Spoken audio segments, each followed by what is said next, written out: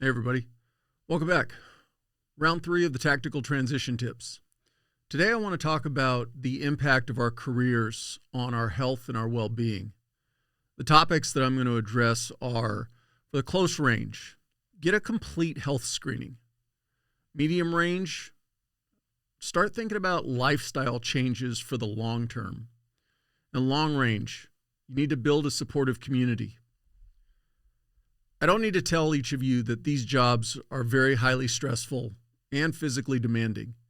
And your physical health and your well-being can either alleviate some of this or cause more burden. So it's on you to be presenting and getting yourself into the best physical and mental shape you can be in. For those that have been in the job for a long time, you actually may not be seeing physically the outward symptoms, especially the impacts of stress. So just because you're not seeing something doesn't mean it's there. So be mindful of that. The transition away from these careers is going to be stressful. I don't care how well planned you are, how well prepared you think you are. There are going to be things that are going to come up that are going to be stressful, not only on you, but on your family. So by compounding this with not being the best you can be as far as your health, it's only adding to the burden. Don't overlook, I don't know if I can say this enough. I've had many guests now who didn't realize they were being impacted from a mental health standpoint. And you really need to be aware of this. And so don't ignore it. Don't take it for granted. Give yourself an honest assessment and even consider talking to somebody professional to see where you're at as far as your mental space. And something to remember is these are just jobs. They are nothing more than that. The uniform we put on each day, the badge we put on each day, yeah, they're fun jobs. And, I want you to have a great career and have a great time. But remember that they're just jobs. So for the close range tip, get a complete health screening. And what I mean by that is, especially those who are close to getting out, get an occupational health screening. Get your hearing checked. Get your, and this probably applies more to those who are in the first responder community because unfortunately, we have to take a physical to get hired, but they don't do much on the way out as far as a physical unless we're bringing it to their attention. I would imagine the military is probably a little bit different. I do know that there is some sort of an exit evaluation, but again, it's relying upon you to bring up issues that you're dealing with. Loss of hearing is one of the huge, both in the first responder and military community. You spend 20 plus years, not even 20, 5 years going to the range regularly. It's probably going to have an impact on your hearing. So get that stuff checked so that if down the road something pops up, at least there's a record of it. For those in the military and even first responders, if there is something that's there, get that rating. I've talked to numerous veterans who just kind of went, I just went out and they overlooked it. And then the lingering issues just carry on. And it may not be a significant rating. It could be. You never know until you go get it checked out. But it's the same way in the first responder community. Oh, my back. Oh, it's just because of my age or whatever. Well, it may not be. And so if you overlook it, it gets harder it's not impossible, but it gets harder to deal with it down the road. So get it checked out, get the rating that you deserve, and in a weird way, you've earned it. So obviously it would be great to walk out the door 100%, but a lot of us don't. And so don't leave that on the table just simply because you're in a rush to get out or you don't think that it's worth the time, because it will be, and more than likely it's going to get worse as you get older. Make an honest evaluation of your daily habits. What kind of sleep are you getting? kind of food, what's your diet like, what's your exercise like, what is your rest and recuperation, what is your downtime, all those little things. Be honest with yourself in where you're at, both mentally and physically. And for the close range people, you can't bite the whole pie in one bite. So you're going to have to bite it off in small chunks. Make small changes. Start making small changes today. Go for a walk. Maybe not drink that 5th Rockstar today. Maybe try to get to bed a little bit earlier. Just little things right now that can have an impact on who you are and how you feel, not only about yourself, but how you feel about others around you. Take a stress assessment. We joke about this, but, are you somebody who flies off the handle? And more importantly, you fly off the handle and then you can't bring yourself back. You just stay in this fit of rage or anger. It's something that almost to the point maybe feels like you can't control it. Those are things to be mindful of, because I'm not saying getting angry is wrong, but the inability to come back down from it and the inability to see beyond this little issue, where you feel like it's the end of the world. Are you burned out? Are you one of those people that is cynical about everything? And before you try to say that, it's the organization, you have to take responsibility for who you are. And if your cynicism is inside you and you're allowing it to control your life, that's something that you need to start addressing with a professional.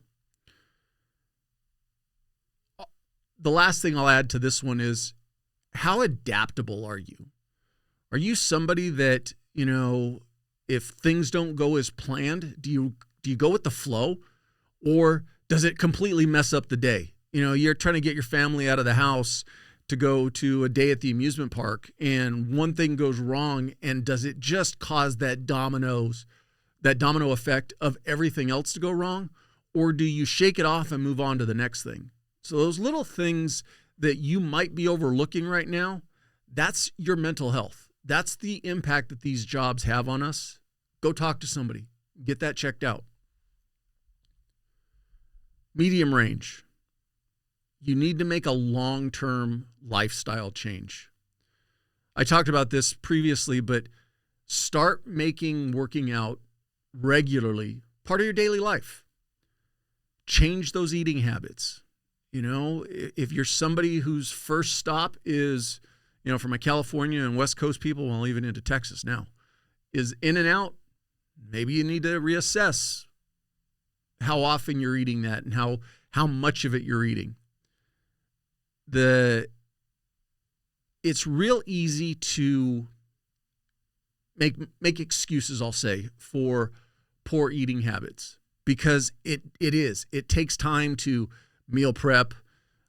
It's expensive if you're out working and you want to eat something healthy as opposed to being able to drive through McDonald's or something like that. It starts adding up. So I get the fact that there are ancillary impacts for eating healthy and changing your overall diet. But what's the long-term impacts on you? What's the long-term impacts on your family and on your children? I'm recording this right now, and I just saw an article about a basketball coach that died of a heart attack at 46. Now, I don't know what his lifestyle was like, and it could be, a lot of it may have been genetics. But if you're genetically predisposed to it, isn't that even more of a reason why you'd want to make sure you're doing everything you can to negate it or minimize it? So get your diet under control. I'm not saying, I'm not one of these people that believes you don't need to have no quote unquote bad foods. You just need to limit them. Make your goal today just being a little bit better than you were yesterday. And if you make those incremental changes over the long term, you'll see significant benefits.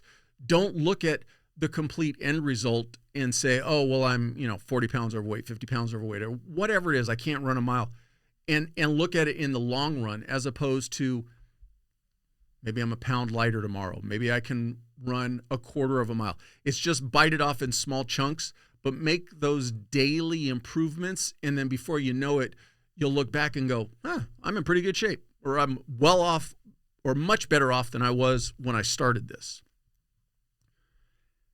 This may hit home, but the fun assignments are just that. They're fun to work. Don't get me wrong. Tactical operations are great. Working the 100-mile-an-hour teams are great. If you're in a special assignment that's working all the time and you're getting a lot of accolades, great. But what's the impact on your family? I've got good friends who, I'll say we're at the pinnacle, working homicide investigations. And yes, you're running and gunning for days straight when you get a homicide investigation. But what's the impact that your family's feeling from this? You're having fun. You're out doing what you enjoy doing. Your family's just sitting at home wondering when mom or dad's going to come home. So really take a step back and think about what's best for your career in relation to what's best for your long-term health and for your family. Another thing you might need to consider, and I've seen these groups through 30 years of law enforcement, and I'm sure it's the same everywhere else. You might need to reevaluate your social circle. You might need to take a look at the people that you're hanging around with and what's their impact on you. Are they people who encourage you to be your best, to eat healthy, to work out? Are they people that maybe downplay it, maybe make fun of you if you do try to start getting your diet in line, or if you're trying to get to the gym every day? Are they adding to your cynicism? Are they bringing you down into that pool of, oh, the world's against us, the department's against us, the organization's against us, everybody's against us, it's us against the world? And I'm not saying to a degree that isn't necessarily true. These are dangerous jobs. Yes, there are people out there that want to bring us harm. But really, in the grand scheme of things, the greater majority of the people out there respect us and want us out there. And they want us to be human beings, not robots. So think about the people that you're associating with and think about their impact on you. And I'm not saying get rid of all your friends, but start thinking about how you can mitigate what that circle brings you into. And can you do other things to balance it out so that you're not completely stepping away from everybody you know? But in time, you might find that there are some people that are just toxic to your life. So you need to be honest with yourself, and you really need to look at the circle that you're surrounding yourself with. And again, this is something that I am just going to keep preaching. And I'm 126 episodes into this podcast now. I've had the opportunity to talk to some amazing people. And the one thing that's really come to the forefront is mental health is a huge issue. And we know this. Every day we are losing our brothers and sisters. I don't want to ignore it, but I would rather us look at other ways that we can try to help each other not to take our lives. Because at the end of the day, our family and our friends need us. Our job, yeah, they're going to kind of miss us, but they don't necessarily need us. Our family and friends do, and those are the ones who are going to suffer the most. So if you're having any issues that you are perceiving as mental health, or maybe you're not even perceiving it, go talk to somebody. There's nothing wrong with raising your hand and saying, you know what, I need some help. Go talk to somebody. That's simple. Long range. Along those same lines of build a supportive community. We are better each day because of the people that are around us. And so if you bring people into your life that are living a positive example for you and encouraging you to be a positive example, that is going to have leaps and bounds benefits on you. So start working on bringing those people that are into your life that help you and encourage you. I look back at the time, like when I was heavily into triathlon, and pretty soon my circle was all these people that were living on chicken and rice and running 1,000,000 miles and biking 1,000,000 miles. And not that that is 100% healthy, because you do need to balance it out. I'm not saying that. I'm not saying that I don't enjoy a steak and a beer. But what I'm saying is before I realized it, I was immersed into a community of people that were supportive of each other and pushing each other. And so that's what I'm talking about, is bring those people into your life that not only encourage you to be better than you were yesterday, but also lead by example by being the best they can be. And you're going to find that there are some people who, when you try to improve yourself, they're going to try to knock you down. And you need to honestly evaluate, are those the people I need in my life? These professions allow us the ability to insulate ourselves and really kind of isolate ourselves from, I'll say, the greater majority of society. And what I would say to that is, part of your transition to the civilian world is being able to adapt and assimilate into that world. So why not start now? Start putting yourself in those situations. Maybe your spouse says, hey, let's go to dinner with, couple A, B, and C or whatever. And you generally don't like that crowd because they're not first responders, they're not veterans, and you feel like you're not part of that group. Well, maybe you put it on yourself to put yourself in that situation where it might be uncomfortable, but you never know what benefit you might get from it. So don't isolate yourself. As a matter of fact, go the opposite and really try to immerse yourself in as many new groups and in as many new situations as you can to better help you prepare for that transition away from these careers. Make your identity you. Be whoever you are is who you are without the badge, without the uniform, without all of the garbage that comes with this job. Just be you. I use this analogy a lot. I guarantee you there's probably not many plumbers out there that when they're not working, that they could give two shits about a clogged toilet. It's not important to them.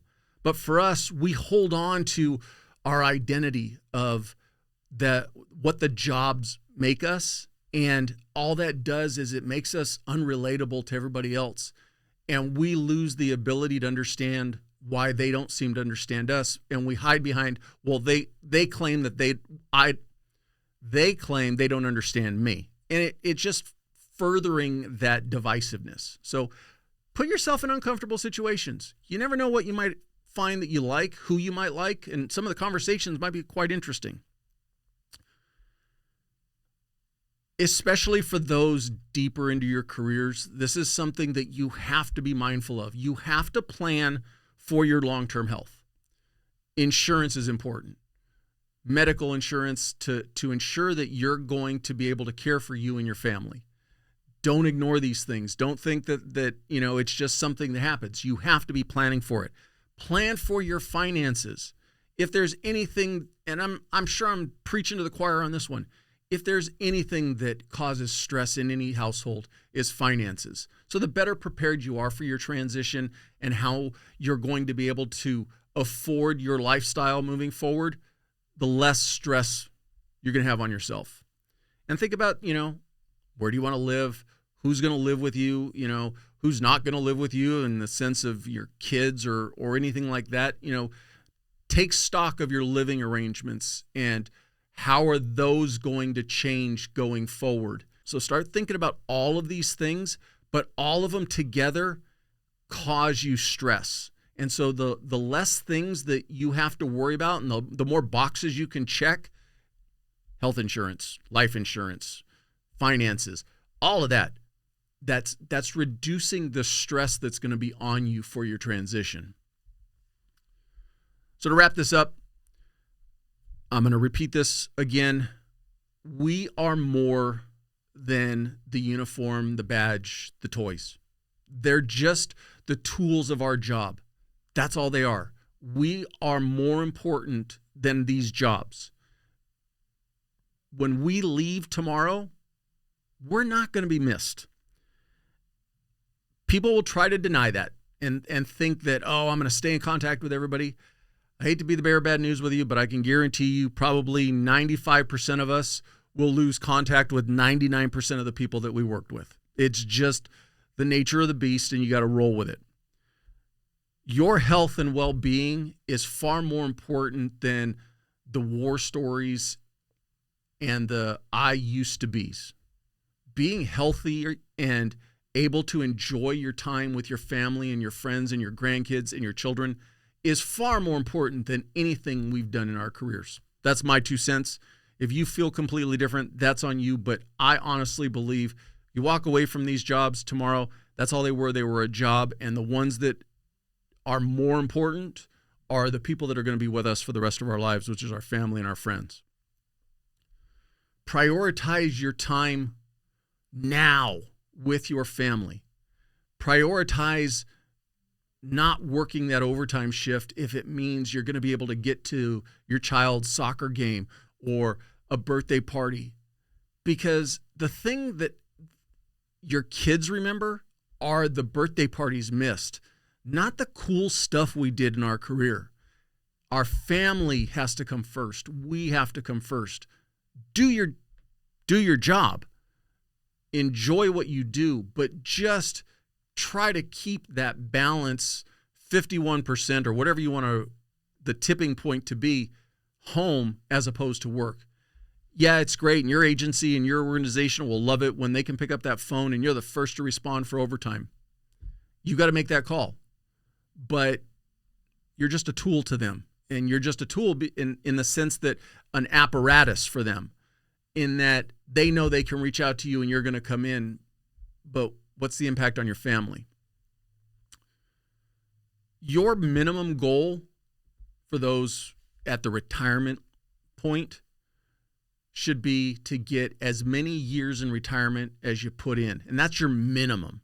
So if you put in 20 years, in my opinion, you're not even breaking even until you've gotten 20 years in retirement. 30 years the same way. That's when you start really kind of getting it back, so to speak. So aim for a healthy you so that you can expand and really draw out what you're going to get back for all the sacrificing and all that we gave in these careers. These jobs are dangerous enough. Don't compound it by not being the best you can be as far as your physical health, your mental health, and your overall well-being. All of that plays together. And so when you're going to work each day, understand you need to be vigilant. Understand you need to be aware of your surroundings. Understand that you need to be the best you can be, not only for yourself, but for your partners. If you aren't in the best mental and physical space, that I would say one of your partners doesn't go home because of you, that's where you need to really kind of draw the line in the sand and take a good hard look in the mirror. I kept this short and sweet. Thank you for listening. As always, if you have any questions or comments, reach out to me. I'm on all social media platforms, Paul Pantani. Shoot me a message, shoot me an email through the website, transitiondrillpodcast.com. But, I really want your input, and I want to know where you want me to take these. So thanks again.